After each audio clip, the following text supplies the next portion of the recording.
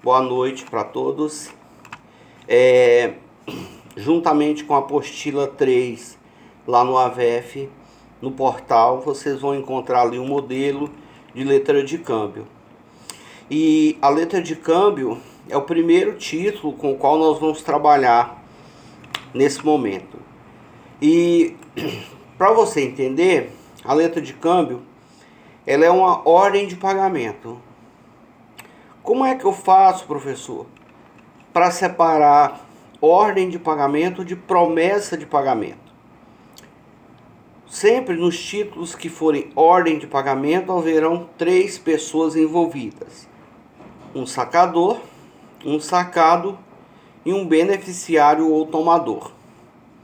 Sacador é quem emite o título, sacado é quem recebe a ordem para pagar, e tomador ou beneficiário é aquele que se beneficia do dinheiro que aquela ordem emana. Na promessa de pagamento só existe 2 pessoas envolvidas. A letra de câmbio é uma ordem de pagamento, o cheque é uma ordem de pagamento, a duplicata é uma ordem de pagamento, mas a nota promissória é uma promessa de pagamento. Por quê? Porque há apenas 2 pessoas envolvidas. Então, nesse primeiro momento, nós vamos trabalhar com a letra de câmbio, que é uma ordem de ordem de pagamento. Ou seja, que é um título que envolve 3 pessoas. O sacador, que é quem emite a ordem, o sacado, que é quem recebe a ordem para pagar, e o tomador ou beneficiário, que é a pessoa que vai se beneficiar do dinheiro. Para a gente poder entender a evolução da da letra de câmbio, você precisa observar o que a apostila fala sobre o histórico da letra de câmbio. A letra de câmbio ela surge no período italiano. Se você fizer o primeiro momento, se você fizer uma leitura no primeiro momento, você vai observar que no passado a Europa, que é o nosso nicho ocidental, a Europa, ela era, para as pessoas saírem de um lugar para o outro, era muito difícil, porque não tinha estradas, não tinha meios de integração. Posteriormente, começaram-se a construir vias pela Europa afora. E essas vias facilitou consideravelmente a vida dos cidadãos. E essas vias facilitavam o escoamento de produção, escoamento de mercadoria por via terrestre. Você conhece um pouco sobre a história da Idade Média, e você pode observar que durante a Idade Média floresceu em grande parte do estado a agricultura, né? A cultura agrícola, justamente pelo sistema feudal que incentivava esse surgimento. Mas o sistema feudal era um sistema cruel, era um sistema que não oferecia nenhum tipo de garantia nem de vantagem para os vassalos, e esses vassalos então muitas vezes sentiam necessidade de começar a praticar, né, o comércio, porque até então o comércio era muito mais escambo. E com o surgimento do comércio surgiu também a necessidade de levar dinheiro de um lugar para o outro. Levar dinheiro de um lugar para o outro não era uma tarefa fácil, porque envolvia você colocar na estrada uma pessoa levando valores, e essas pessoas tinham que trafegar por florestas, por estradas a ermo, e elas estavam muito suscetíveis de ataques de bandidos, de malfeitores. E as pessoas tinham um certo receio, então, de carregar dinheiro consigo para comprar mercadoria. E surgiu aí, então, a ideia dos banqueiros. Vocês sabem que os judeus, depois da tomada de Constantinopla e da invasão da península, né, da Palestina pelos árabes, os judeus, então, se propagaram pela Europa fora. E os judeus sempre foram muito exímios com relação a dinheiro.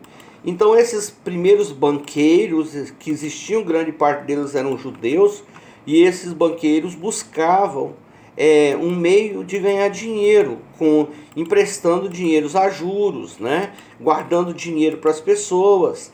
E surgiu daí uma ideia excelente. Eu digo, olha, né? Vamos então dizer que o Bruno é banqueiro aqui de um lado do país, e para poder levar a mercadoria de um lado para o outro, a pessoa vai ter que trafegar por um longo espaço de tempo.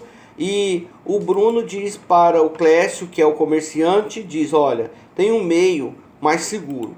Você deixa seu dinheiro aqui comigo, eu te dou uma ordem de pagamento.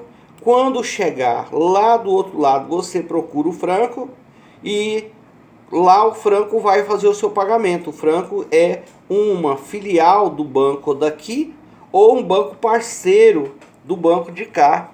Então, ao invés de carregar dinheiro, o Clécio deixava o dinheiro na mão do Bruno. O Bruno dava para ele um papel e ele então atravessava toda aquela floresta, atravessava toda aquela região até chegar do outro lado. Quando ele chegava do outro lado, ele procurava o Franco e lá então o Franco entregava para ele o dinheiro que ele precisava para fazer as suas compras. É claro, obviamente, que o Bruno e o Franco vão cobrar do Clécio para fazer esse trabalho. E aí surgiu a letra de câmbio, que era um papel chamado lettera de pagamento, ou um documento que fazia um câmbio trajectício. Mas esse papel só servia mesmo para levar dinheiro de um lugar para o outro. Só havia aqui o princípio da literalidade. Então, não havia como o Bruno passar esse papel adiante. E era imprescindível que houvesse ali a apresentação do papel para que houvesse então a transação.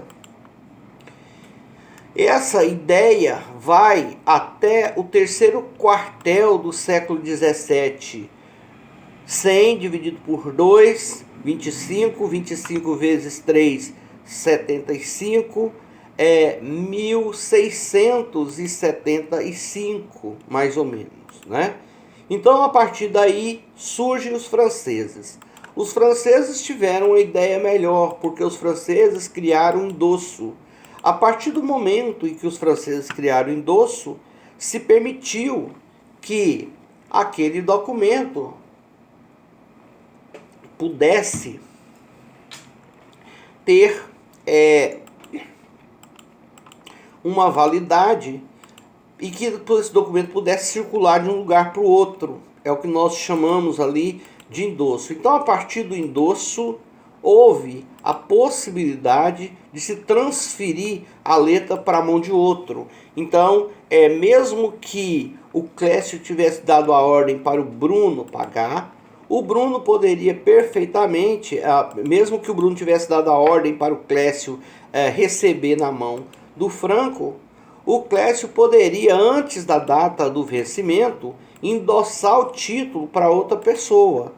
E então quem procuraria o Franco para receber já não seria mais o Clécio, seria a pessoa para quem ele endossou o cheque, né? A letra de câmbio, né? É claro que ainda era necessário buscar o aceite. Então, enquanto se não buscasse o aceite, você não tinha um título de crédito. Isso ajudava, mas também complicava um pouco. Por quê? Porque, na verdade, o Clécio precisava ir até o outro lado procurar o Franco para pegar o aceite, para depois ele passar o título para outra pessoa. Então, antes dele buscar o aceite, ele não poderia passar o título para outra pessoa. Então, aqui, até o período francês, nós temos literalidade, que veio com o período italiano, e autonomia, que veio com o período francês. Então, aqui nesse momento, nós temos um título que tem literalidade e tem autonomia. A partir do período italiano, do período alemão, essa situação vai mudar. E eu vou parar aqui, eu não quero vídeos muito extensos. E a gente então volta no próximo bloco para dar continuidade.